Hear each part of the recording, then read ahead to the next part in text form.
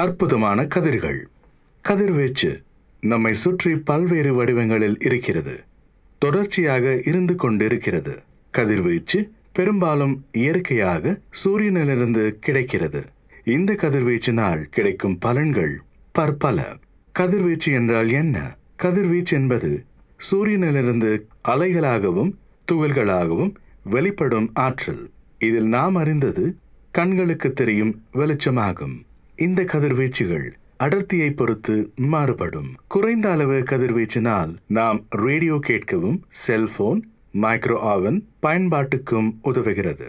அதிக அளவு கதிர்வீச்சினால் UV, gamma மற்றும் எக்ஸ்ரே மிகவும் சக்தி வாய்ந்த அணுவின் அளவை மாற்ற பயன்படுகிறது.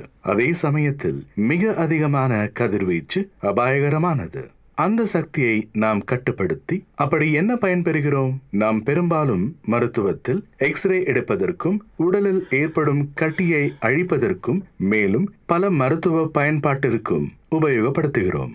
அது பெஸ்ட் கண்ட்ரோல் மெத்தட் முறையில் கொசுவையும் ஈக்களையும் சுகாதாரப்படுத்தி இயற்கை சூழ்நிலையில் பயன்படுத்துகிறது. இதனால் தாவரத்தை மேம்படுத்தி சுகாதார முறையில் வளர்ச்சி செய்கிறது. கதிர்வீச்சு பாக்டீரியாவை அழிக்கவும் உணவு பண்டங்களை சுத்தப்படுத்தி பாதுகாக்கவும் உதவுகிறது. மோட்டார் வாகனத்தில் உதிரி பாகங்களையும் கேபிள்களையும் கடினமாகவும் தீப்பிடிக்காத வகையிலும் மேம்படுத்த உதவுகிறது.